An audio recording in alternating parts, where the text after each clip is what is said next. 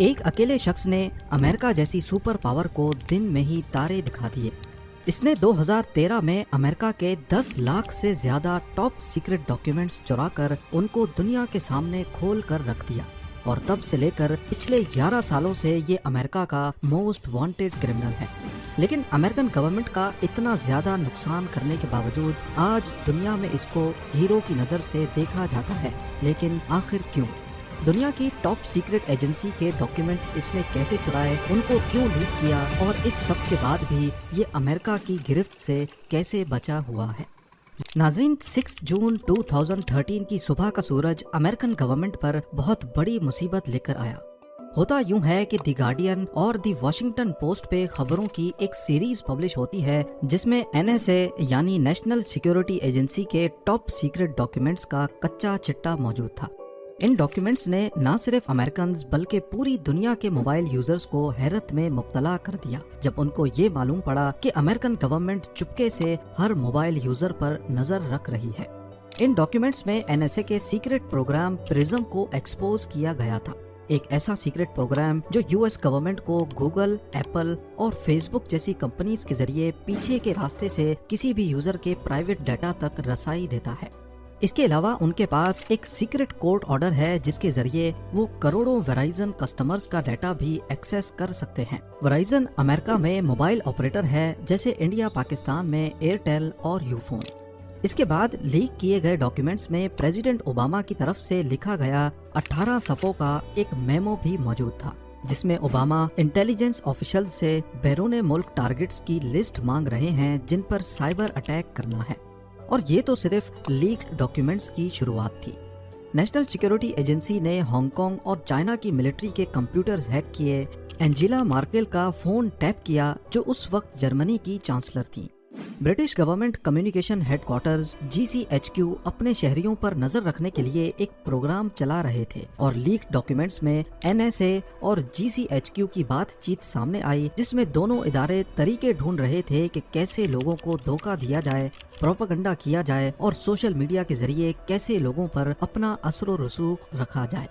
شروعات میں تو کسی کو بھی معلوم نہیں تھا کہ یہ ڈاکیومنٹس کس نے لیک کیے اور کیا یہ واقعی سچے بھی ہیں یا نہیں، کیونکہ نیوز ایجنسیز اپنی خبر کا سورس بتانے کی پابند نہیں ہوتی۔ لیکن اس کے ٹھیک 3 دنوں کے بعد ایک شخص سامنے آتا ہے جو ان ٹاپ سیکرٹ ڈاکیومنٹس کو لیک کرنے کی ذمہ داری لیتا ہے۔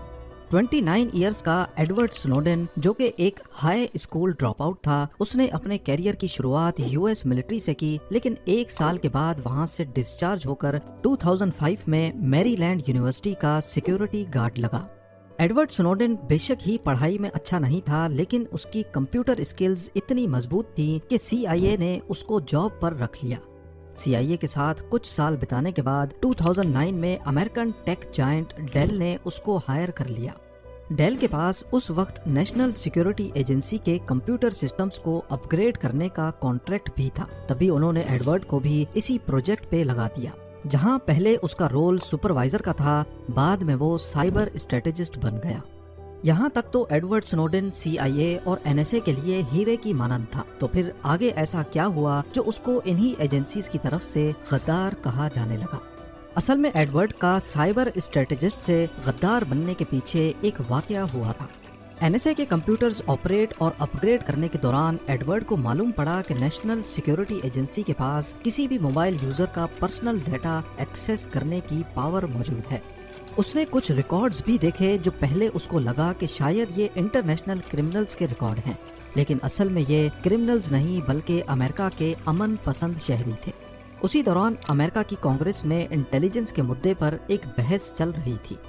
رون وائڈن، جو کہ ایک امریکن پولیٹیشین ہیں، انہوں نے بھری کانگریس میں نیشنل سیکیورٹی ایجنسی کے ڈائریکٹر جیمز کلیپر سے ایک سوال کیا کہ آپ کی ایجنسی امریکنز کا ڈیٹا اکٹھا کرتی ہے یا نہیں۔ کانگریس کا یہ سیشن نیشنل ٹیلی ویژن پر بھی براڈ کاسٹ ہوا۔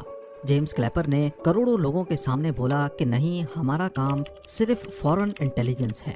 ایڈورڈ سنوڈن اس وقت ٹیلی ویژن پہ اپنے ڈائریکٹر کو صاف صاف جھوٹ بولتا دیکھ کر حیرت میں پڑ گیا۔ اس کو اتنا غصہ آیا کہ 3 دنوں کے بعد اس نے ڈیل کی جاب کو چھوڑ دیا، جہاں سے وہ سالانہ $2 لاکھ کما رہا تھا۔ 2013 میں اس نے ڈیل کو چھوڑ کر بوز ایلن ہیملٹن کو جوائن کیا، جو کہ US ملٹری، CIA اور NSA کے لیے کام کرتی تھی۔ یہاں پر بھی اس کو NSA کے ہی ایک پروجیکٹ پہ لگا دیا گیا۔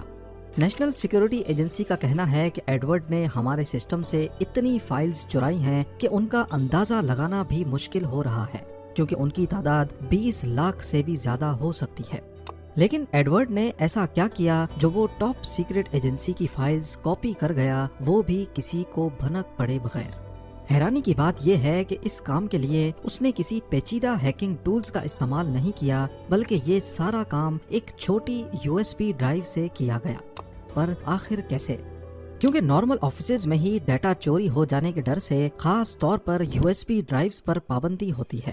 دوسرا یہ کہ کسی بھی کمپنی کے سسٹم میں جہاں کانفیڈینشیل ڈیٹا ہوتا ہے، وہاں ہر امپلائی کے پاس ڈیٹا ایکسیس کرنے کی اتھارٹی نہیں ہوتی۔ یہ تو پھر بھی نیشنل سیکیورٹی ایجنسی کے کمپیوٹرز تھے جن کی سیکیورٹی کا کوئی توڑ نہیں ہوتا۔ ایڈورڈ سنوڈن نے یہ کام کرنے سے پہلے اپنے بھاگنے کا پلان بنایا اور اپنی لوکیشن کا فائدہ اٹھایا۔ کیونکہ وہ بوز ایلن ہیملٹن کی طرف سے NSA کے پروجیکٹ کے لیے ہائر کیا گیا تھا، اسی وجہ سے اس کو ہوائی میں NSA کے میری لینڈ ہیڈ کوارٹرز سے 5000 میل دور رکھا گیا تھا۔ ہوائی میری لینڈ سے 6 گھنٹے پیچھے ہے، جس کا مطلب کہ جب ایڈورڈ اپنے ہوائی آفس میں کام کرتا، اس وقت تک NSA کے ہیڈ کوارٹرز میں سب چلے جاتے تھے۔ دوسرا فائدہ یہ تھا کہ اس کو NSA ہیڈ کوارٹرز کے سرورز تک تھن کلائنٹ سسٹم کے ذریعے رسائی حاصل تھی، جو کہ اصل میں آؤٹ ڈیٹڈ تھا۔ تیسرا فائدہ یہ کہ ایڈورڈ خود وہاں سسٹم ایڈمنسٹریٹر تھا، یعنی اس کی پروفائل کی ہائی سیکیورٹی کلیئرنس تھی، جس سے اس کے پاس زیادہ رائٹس تھے، یعنی وہ بنا نظروں میں آئے کسی بھی سسٹم سے ڈیٹا کاپی کر سکتا تھا۔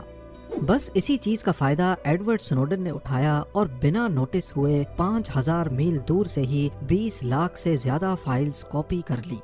ہوائی آفس میں صرف 4 ہفتے کام کرنے کے بعد ایڈورڈ نے NSA کے کرتوت دنیا کے سامنے لانے کا فیصلہ کیا۔ اس نے تمام ڈاکیومنٹس USB ڈرائیو میں کاپی کیے۔ بڑی چالاکی سے وہ ڈرائیو سیکیورٹی گارڈ سے چھپا کر باہر نکلا اور بیماری کا بہانہ بنا کر چھٹی کر لی۔ اس نے اپنا نمبر آف کیا اور سیدھا ہوائی سے ہانگ کانگ چلا گیا۔ لیکن جب اگلے کئی دنوں تک وہ واپس نہیں آیا اور نہ ہی اس کا نمبر لگ رہا تھا، تو NSA کو شک ہوا اور وہ اس کو ڈھونڈنے میں لگ گئے۔ ہانگ کانگ پہنچ کر وہ کچھ بھروسے والے جرنلسٹ سے ملا، ان کو ڈاکیومنٹس دیے اور پھر وہی ڈاکیومنٹس اگلے دن دنیا کی ہیڈ لائنز بن گئے۔ ایڈورڈ سنوڈن کے لیک کیے گئے ڈاکیومنٹس نے دنیا بھر میں NSA کی سیکرٹ پاورز پر ایک نئی بحث چھیڑ دی۔ اس پر سرکاری پراپرٹی کی چوری، نیشنل سیکیورٹی کے سسٹمز میں بغیر اجازت گھسنے اور ٹاپ سیکرٹ انفارمیشن کو ان آتھورائزڈ لوگوں تک پہنچانے کا الزام عائد کیا گیا۔ ساتھ ہی امریکن گورنمنٹ نے ہانگ کانگ سے مطالبہ کیا کہ ایڈورڈ کو ہمارے حوالے کیا جائے، لیکن وہ بھی اپنا ہر قدم پہلے سے پلان کر کے بیٹھا تھا۔ تب تک وہ جہاز پکڑ کر رشیا چلا گیا، جہاں شروع میں اس کو اسائلم ملا اور پھر سپٹمبر 2022 میں پوٹن نے اس کو رشین سٹیزن شپ دے دی۔